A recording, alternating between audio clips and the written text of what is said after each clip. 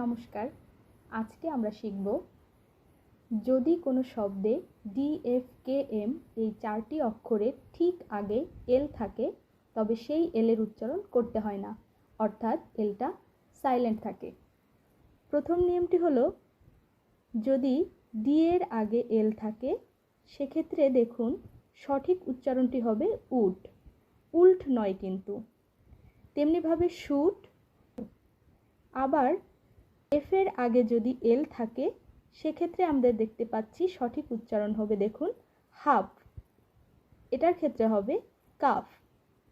একইভাবে আরেকটা নিয়ম আছে দেখুন, এল যদি কে এর আগে থাকে সেক্ষেত্রে উচ্চারণটা হবে টক, ওয়াক। তেমনিভাবে এম এর আগে এল থাকলে এখানে সঠিক উচ্চারণ হবে কাম, পাম।